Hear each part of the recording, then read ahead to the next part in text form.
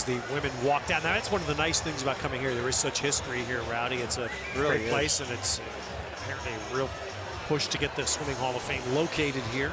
For swimming and diving. In fact, earlier I was with Cynthia Potter, and the great Olympic diver and commentator at NBC, and also Mickey King, who's a legendary Hall of Fame figure herself. And so nice to see that great mix of greats in the past, both swimming and diving, and it's very humbling to be with some of those guys. Let me tell you, hanging out with the likes of John Neighbor and so many other great ones. All right, well, here's the women's 200 breaststroke finalist coming in. Laura Sogard, veteran, former University of Texas Longhorn swimmer, was the fastest prelim swimmer, 2:27.11, so she'll get the lane 5 call here in what's very much an interesting draw. The two American swimmers who will be in Kazan, Michael Lawrence and Bria Larson, neither one is here. So the field starts with Melissa Rodriguez of Mexico in lane 1. Veteran Aaliyah Atkinson from Jamaica in lane 2. Haley Spencer was 9th in the 100 breast last night. She's in lane 3. Annie Laser is the War Eagle swimmer in lane 4. And there's Laura Sogar, NCAA champion, as you saw in 2013. Silver in the World University Games the same year at this distance. Hilda Luthersdottir from Iceland is in lane 6.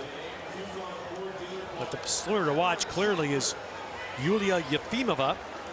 She won the 100 breast last night. And she had a very good prelim swim this morning. Emma Schottmer, Tucson Ford Aquatics in lane 8, and Sarah Haas, Stanford swimmer in lane 9. There's Yefimova. Should be very tough to beat here. That rather pedestrian 2:30 in the morning just to get a lane. That's the most important thing. Nathan Adrian talked about it earlier.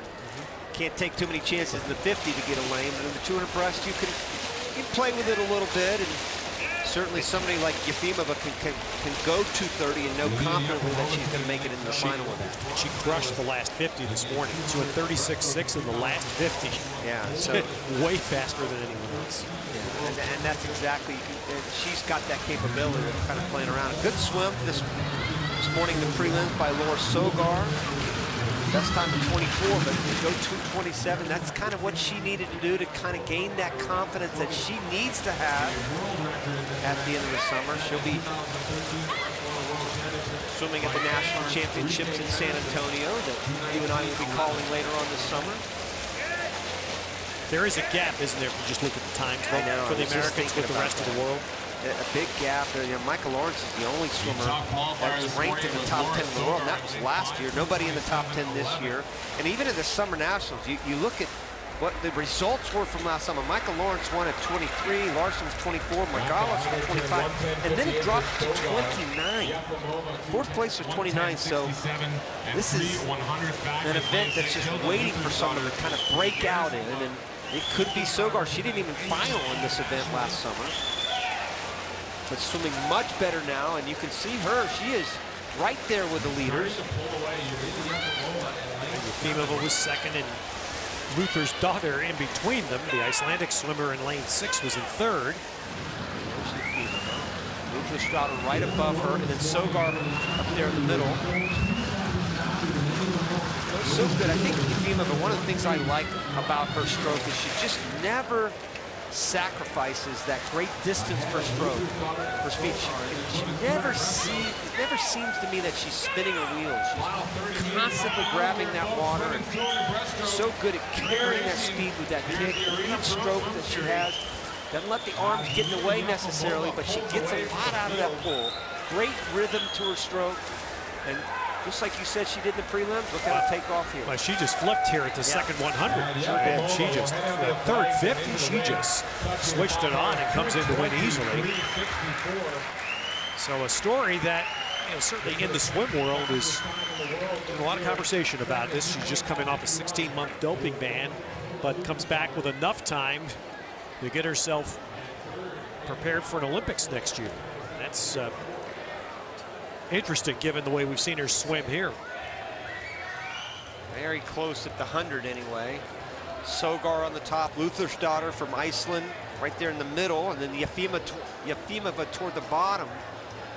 You saw that Trojan cap that she had on, swims at USC for Coach Dave Salo, who has produced so many great breaststrokers in the past. Jessica Hardy for one that swims there. Rebecca Soni swam for the great Rebecca Soni, former world record holder and Olympic gold medalist, swam for Salo. But boy, Yefimova, she's going to be tough. You got to get her credit for coming back with a vengeance off of that long, long ban, and maybe she's got a little bit of a chip on her shoulder. Well, she's swimming well. That's the thing we see. It's very clear. She is swimming well. You see with the win, Laura Sogar does place third at 2:27.04, but the second victory in the Santa Clara series for Yulia Yefimova.